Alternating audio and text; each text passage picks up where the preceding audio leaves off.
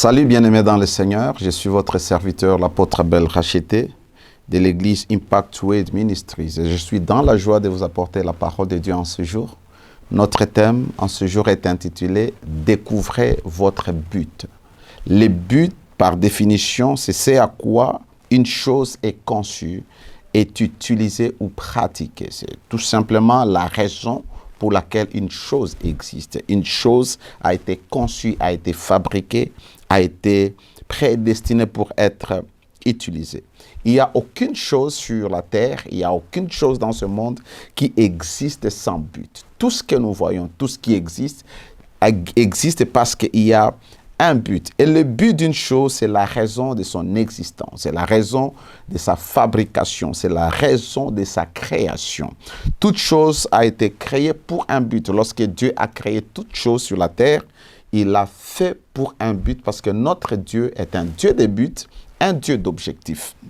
Un Dieu qui ne fait pas de choses par plaisir de les faire, qui ne crée rien par juste un simple plaisir de les créer. Alors vous comprenez que tout ce qui a été créé est supposé avoir sa raison d'exister ou servir à un but ou à son dessein. Maintenant, comprenez que le but d'une personne, c'est la raison pour laquelle cette personne a été créée, la raison pour laquelle cette personne est née et la raison pour laquelle cette personne existe ou vit dans ce monde et aussi dans sa génération. Ainsi, le but de votre vie, c'est la raison tout simplement de votre existence. C'est la raison de votre vie. Vous devez vivre pour accomplir le but de Dieu pour votre vie qui est son plan originel, qui est ses desseins éternels qu'il avait préconçus avant que vous ne veniez dans ce monde. C'est-à-dire, Dieu a déterminé la raison pour laquelle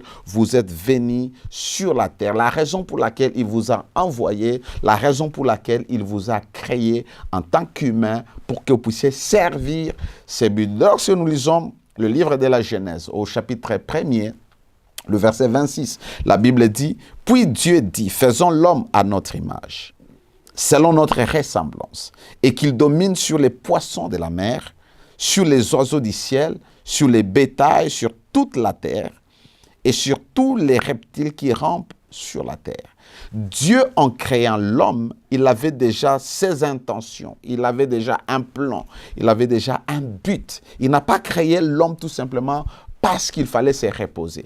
Il a créé l'homme parce qu'il avait un but. Et le but était que l'homme soit l'image et la ressemblance de Dieu sur la terre. Dieu est esprit, Dieu règne dans le monde entier, dans l'univers, mais Dieu ne pouvait pas se manifester ou se projeter sur la terre. Il fallait créer l'homme. C'est pourquoi il dit « Créons l'homme à notre image et à notre ressemblance ». Et puis l'homme créé à l'image de Dieu, à la ressemblance de Dieu, il le place dans les jardins, il le place sur la terre afin que l'homme soit l'image et la représentation de Dieu. Ça, c'est le premier but. Le deuxième but, en créant l'homme, l'homme devait régner maintenant. Donc, l'homme devait régner sur la terre. Il devait étendre les règnes ou la domination de Dieu sur la terre. C'est pourquoi Dieu a commencé par dire, lorsque vous descendez, il dit que l'homme domine, qu'il assujettisse, qu'il soit fécond et qu'il règne sur la terre. Pourquoi? Parce que c'était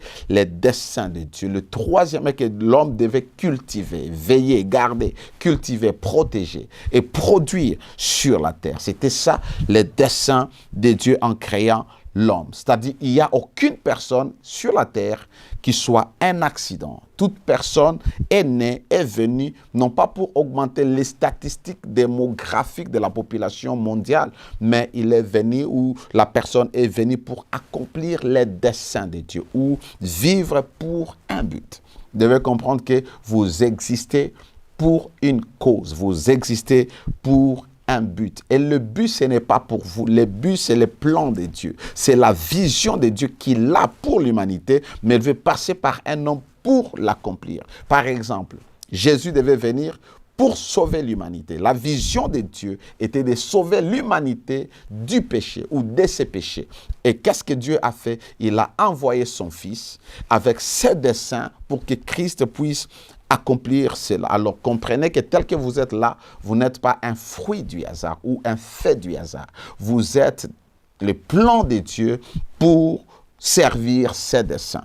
Il n'y a aucune personne qui soit née comme par accident, même si la naissance n'a pas été programmée par les parents, mais l'enfant qui naît, la personne qui vient de naître, n'est pas un accident. Que l'enfant naisse en dehors ou dans le mariage, cet enfant-là n'est pas un accident. Vous devez comprendre, peu importe les circonstances de votre naissance, chaque personne est né pour accomplir un but de Dieu bien défini, un but unique que Dieu avait établi avant même la naissance. Et nous le voyons, c'est là que je vais lire le premier passage. Le deuxième passage plutôt, nous le voyons dans Jérémie chapitre 1er, verset 4, verset 5. La parole de l'Éternel me fut adressée en ce mot. Avant que je t'eusse formé dans le ventre de ta mère, je te connaissais, et avant que tu fusses sorti de son sein, je t'avais consacré, je t'avais établi prophète des nations. Le Seigneur révèle à Jérémie quelque chose de très remarquable. Il lui dit, avant que tu ne naisses, avant que tu ne sois même conçu, c'est-à-dire avant que ta mère ne devienne enceinte de toi, moi l'Éternel, je te connaissais. J'étais établi. Et Dieu est en train de lui révéler ses desseins. Il dit qu'il lui avait déjà établi prophète des nations. Il l'avait déjà consacré pour qu'il soit prophète. Imaginez maintenant un peu l'histoire de Jérémie. Jérémie va naître dans une famille où le père est un sacrificateur, dans une petite ville appelée Anathoth. Alors vous comprenez que dès la conception de Jérémie, ou la manière dont il grandissait, il avait sa propre vision de sa vie. Il savait que Dieu l'avait appelé à succéder selon que la sacrificature devait se transmettre des pères au fils. Il était conscient qu'il serait aussi sacrificateur. Alors il a été formé pour ça, il a été préparé pour ça, pour exercer les fonctions sacerdotales qui lui étaient assignées selon la coutume. Mais quelque chose d'inattendu lui est arrivé. Lorsque Dieu va lui dire que bien qu'il s'occupait des affaires du sacerdoce, il s'occupait peut-être de la maison de Dieu, Dieu lui révèle que lui, l'Éternel, avait déjà connu Jérémie avant sa naissance, et il l'avait déjà consacré à être prophète des nations et non sacrificateur. Alors, vous voyez que des fois, plusieurs personnes peuvent être désorientées dans la vie. Plusieurs personnes peuvent dévier dans la vie, pensant qu'ils font les choses qu'ils doivent faire ou qu'ils sont appelés à faire, alors qu'ils ne font pas vraiment la volonté parfaite de Dieu. On peut être serviteur de Dieu, on peut être ministre de la parole, alors que ce n'est pas notre appel, ce n'est pas là que Dieu nous attend. C'est pourquoi il est important de comprendre les desseins de Dieu pour chacun de nous. Lorsque je veux parler prochainement sur la découverte de l'appel et de la mission, peut-être le Seigneur va nous permettre de comprendre. Alors, vous voyez, la lignée, il était consacré comme sacrificateur, comme l'exigeait sa lignée familiale. Mais Dieu avait un autre programme avec Jérémie. On peut avoir nos ambitions, on peut vouloir faire des choses, et on entame même les études, on entame les carrières, les formations, et on commence même à fonctionner, à exercer un certain métier qui est en dehors de tout ce que Dieu a dans son cœur pour nous. Alors, il est important de connaître les buts de Dieu et de les découvrir. C'est pourquoi notre thème est découvrir les buts de votre vie. Alors, vous comprenez que ça a été un choc, ça a été une surprise pour Jérémie de connaître que Dieu l'a appelé prophète. C'est pourquoi même au verset 6, il s'étonne, il dit, mais Seigneur, mais moi je ne suis qu'un enfant, je ne sais même pas parler. Vous voyez, parce que les prophètes sont des porte-paroles de Dieu. Vous voyez, il dit, Seigneur éternel, voici, je ne sais point parler car je suis un enfant. Pourquoi? Ici, les sacrificateurs ne parlent pas. Ils ne font qu'intercéder dans la présence de Dieu. Ils ne font que faire les sacerdoces dans le sanctuaire de Dieu. Maintenant, Dieu lui donne le mandat d'être un porte-parole de Dieu auprès des nations. Il dit, je t'ai établi pour que tu sois prophète pour les nations ou les prophètes des nations. Et il dit, je suis un enfant. Pourquoi? Parce que l'histoire l'a un peu bouleversé. À cause de l'histoire, il regardait peut-être l'histoire de sa famille, ses origines, et regardez son âge. Jérémie ne pouvait pas s'imaginer que le Seigneur lui demandait d'être prophète pour les nations. Vous voyez? Alors, des fois, nous avons beaucoup de choses dans notre temps, dans notre vie, et nous poursuivons certaines choses, mais en réalité, ça n'a rien à voir avec les buts but de notre vie. Alors Dieu a prédestiné Jérémie à être prophète. Alors vous comprenez par ceci que votre but ne sera pas fixé lorsque vous avez grandi, lorsque vous avez entamé une carrière, lorsque vous avez terminé vos études. Votre but a été établi avant votre naissance. Dieu dit, avant que tu ne sois né, avant que tu ne fusses conçu dans le sein de ta mère, je t'avais déjà consacré. Ce n'est pas lorsque vous atteignez un certain niveau de maturité. Voilà pourquoi, en tant que parents, notre plus grande responsabilité, c'est de conduire nos enfants au Seigneur, qu'ils puissent croire au Seigneur. La deuxième chose, les aider, parler avec eux, afin qu'ils découvrent pourquoi ils sont là, pourquoi Dieu les a envoyés sur la terre. Et si nous avons la grâce, Dieu nous a déjà parlé. Pour tel ou tel enfant, nous devons conduire cet enfant selon l'appel de Dieu, selon les desseins de Dieu. Alors, ça sera important et ça sera vraiment bénéfique pour nos enfants. Alors, vous comprenez que votre but a existé avant votre naissance. Votre but, je peux le dire, est plus vieux que vous. Alors, Dieu a commencé par créer votre but, le problème que vous allez résoudre, la mission que vous allez accomplir avant de vous envoyer sur la terre. Les solutions aux problèmes que vous apporterez avant de vous créer, avant de vous amener sur la terre. Et lorsque le temps était arrivé, Dieu a formé un corps. Il vous a introduit. Vous qui étiez en lui, il vous a introduit dans le sein de votre mère. Vous êtes nés pour accomplir une mission, pour répondre et résoudre des problèmes qui existent, qui sont déjà là. Parce que chaque mission, chaque but, chaque vision est connectée à la résolution des problèmes qui existent, soit dans votre propre vie, soit au niveau familial, au niveau de l'Église, au niveau de la communauté, au niveau de la nation, au niveau d'une génération. C'est-à-dire, Dieu vous envoie pour que vous soyez une solution, pour que vous apportiez des solutions dans votre vie, dans votre famille, dans votre église, dans votre communauté, dans votre nation. C'est pourquoi, peu importe là où vous êtes appelé, peu importe la sphère dans laquelle vous fonctionnez, vous devez comprendre que vous y êtes parce que vous devez accomplir une mission, parce que vous devez servir les desseins de Dieu, que vous soyez dans la politique. Vous êtes là pour le Seigneur, pour accomplir les desseins de Dieu. Vous voyez, j'aime lorsque la Bible dit, David, après avoir servi les desseins de Dieu,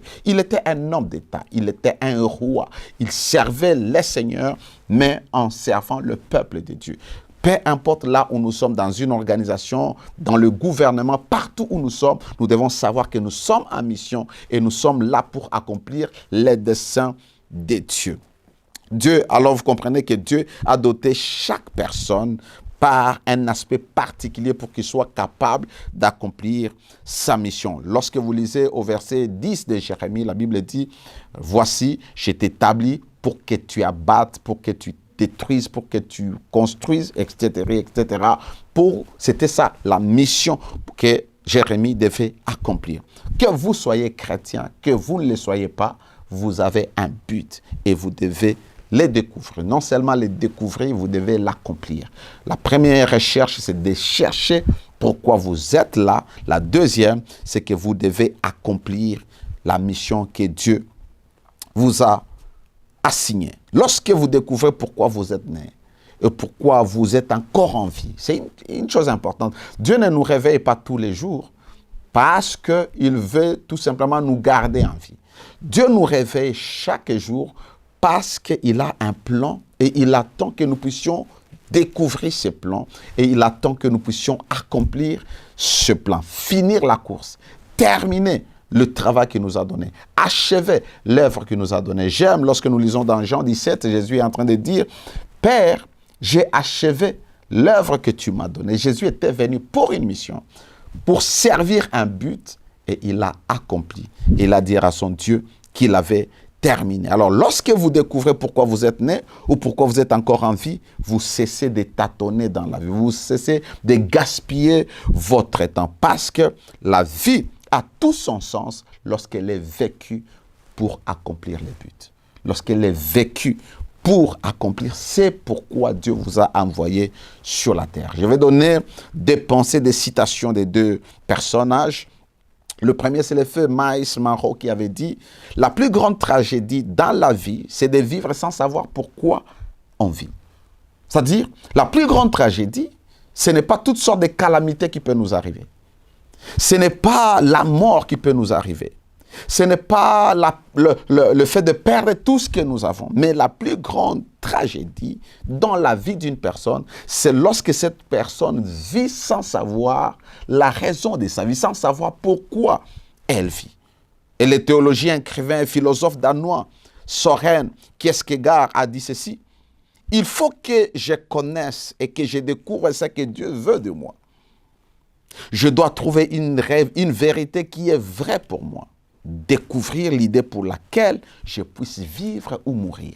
Il s'est dit, tout ce que je dois découvrir, c'est ce que Dieu veut de moi. Et ce que Dieu veut de moi doit être une vérité qui va me pousser, soit à vivre ou à mourir pour cette vérité.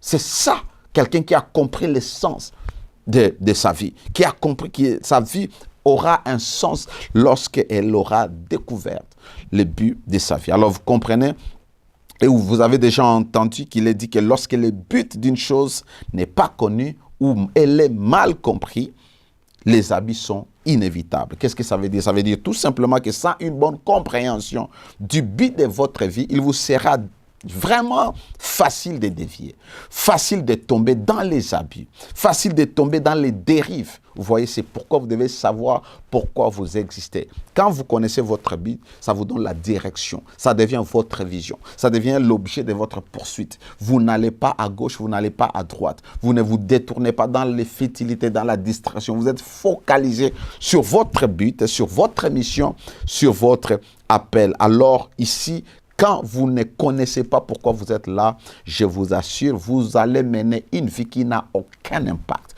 Vous n'allez pas impacter ni votre mari, ni votre femme, ni vos enfants. C'est-à-dire, vous n'impacterez personne. Or, nous sommes ici pour que le monde découvre ou voie la manifestation des fils de Dieu. Et ceux-là qui peuvent se manifester, ce sont ceux-là qui ont découvert pourquoi ils sont là. Et ils y travaillent jour et nuit pour laisser une marque indélébile dans leur génération.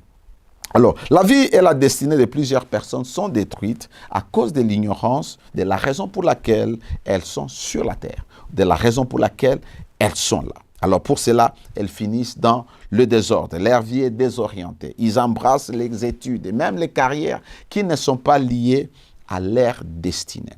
En fin de compte, elles vivent dans la confusion. En fin de compte, ne sachant pas quoi faire pour s'en sortir. Alors, dans la Bible, il y a quelques personnes que je vais donner peut-être 3 ou 4 personnes qui ont découvert leur but. Le but de votre vie, c'est la raison, comme le philosophe a dit, c'est la seule raison qui doit vous permettre soit de vivre ou de mourir pour ça. Vous devez vivre pour l'accomplir, vous devez vivre pour votre but, ou soit vous devez mourir en accomplissant votre but. Alors, dans la Bible, comme je disais, il y a des personnes qui ont découvert le but de leur vie au point où ils étaient prêts à mourir pour cela.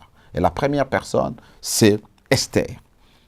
Lorsque nous lisons le livre d'Esther, chapitre 4, versets 13 à 16, la Bible dit « Mardoché fit répondre à Esther, « Ne t'imagine pas que tu t'échapperas seul d'entre tous les Juifs, parce que tu es dans la maison du roi.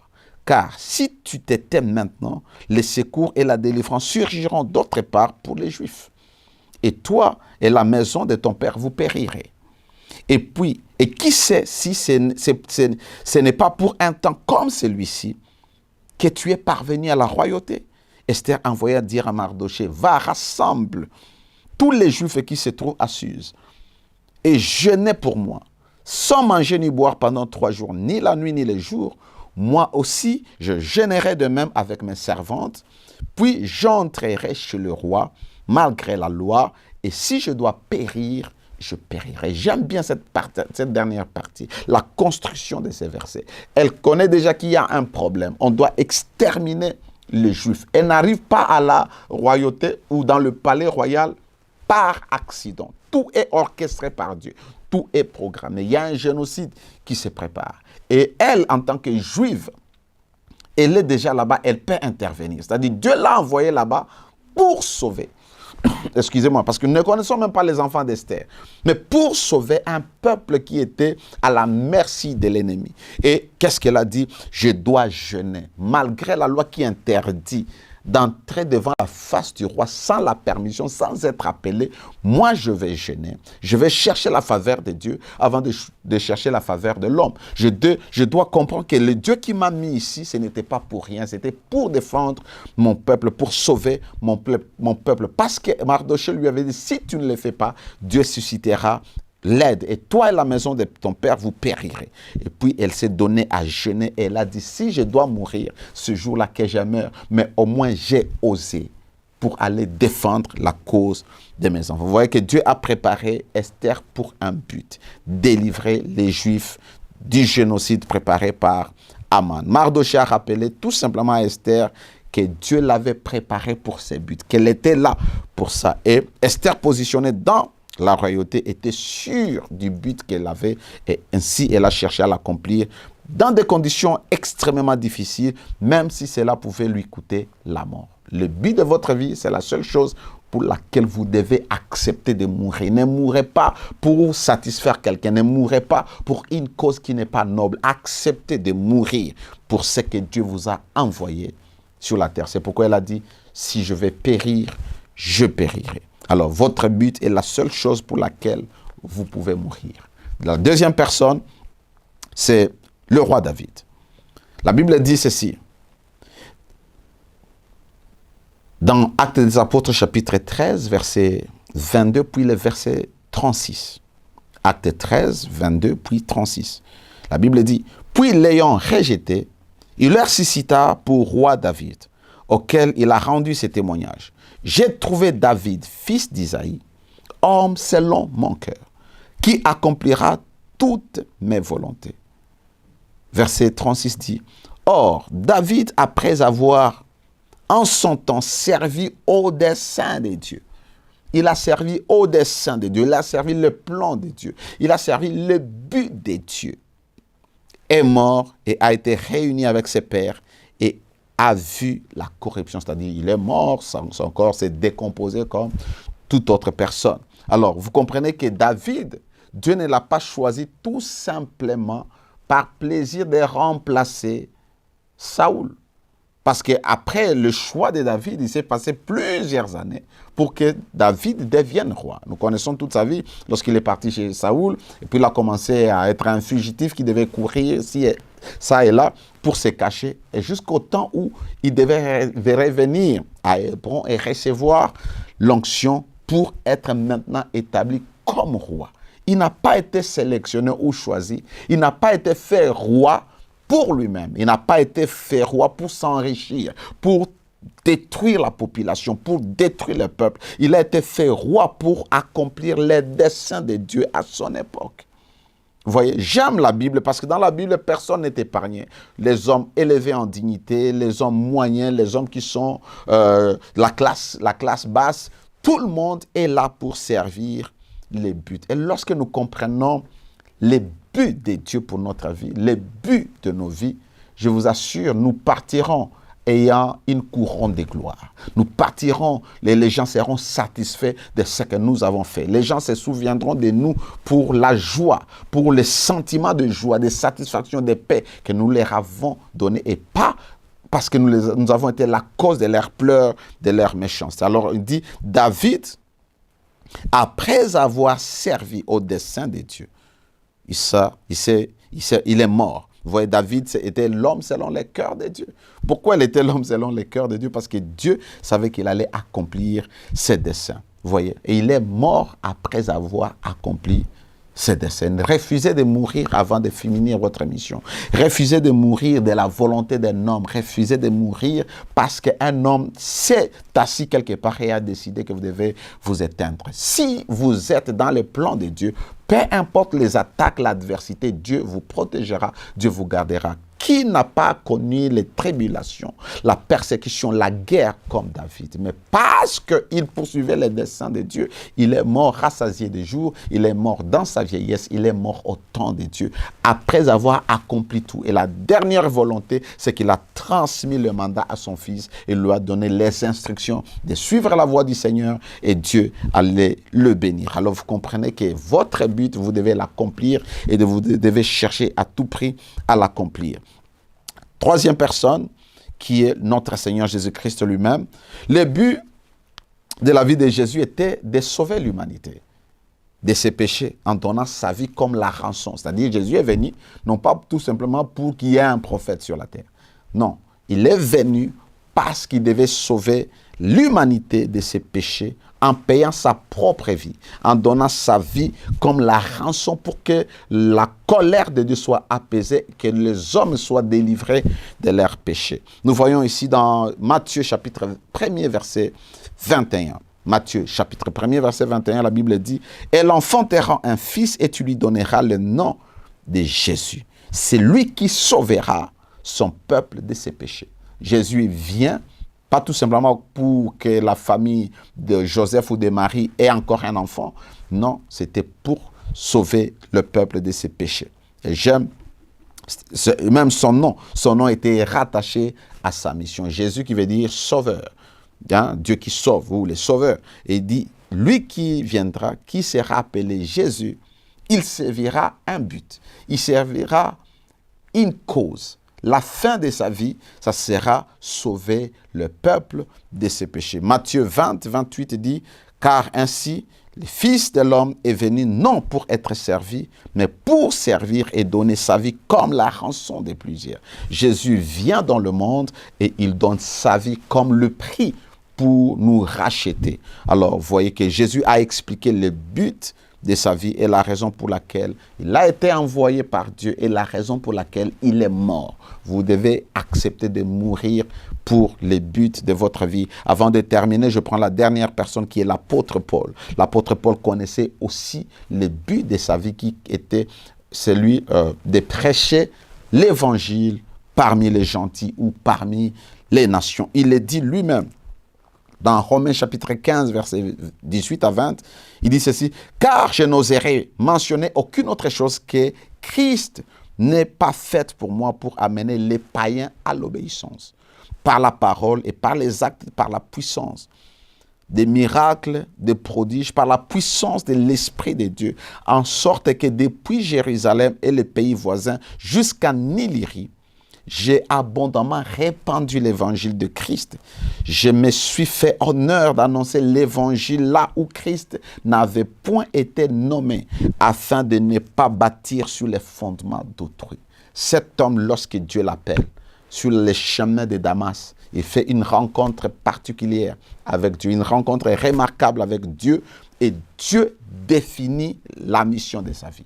Dieu définit le but pour lequel il l'a créé et le but pour lequel il vient de le sauver. Parce qu'il devait être un instrument qui devait propager l'évangile de Christ, l'évangile du royaume de Dieu, l'évangile de Dieu parmi les nations qui n'étaient pas Israël, c'est-à-dire les gentils, l'évangile. Alors vous voyez que l'apôtre Paul connaissait le but de sa vie et il a cherché à tout prix comment l'accomplir. Malgré les tribulations, malgré les problèmes, malgré les emprisonnements, malgré le froid, la famine, l'apôtre Paul était prêt à souffrir et même à mourir en accomplissant les buts de sa vie. Alors comprenez que le but de votre vie, c'est la seule chose que vous devez découvrir. Avant toute autre découverte, découvrez les buts de votre vie. Parce qu'une personne qui sera efficace, qui aura de l'impact, que ce soit dans sa carrière, dans sa famille, dans son ministère, devra au préalable découvrir pourquoi elle est sur la terre, pourquoi elle existe, pourquoi Dieu l'a créée et comment elle sera capable d'accomplir les buts de sa vie. Que le Seigneur vous bénisse. Je suis votre serviteur, l'apôtre Abel Racheté de l'église Impact Word Ministries. Je vous encourage de continuer à suivre Héritage TV. Je vous encourage à nous contacter à partir du numéro qui s'affiche au bas de votre écran et nous serons heureux d'interagir avec ou d'être en contact avec vous. Que Dieu vous bénisse, que Dieu vous garde et que sa paix règne dans vos vies et dans vos maisons. Amen.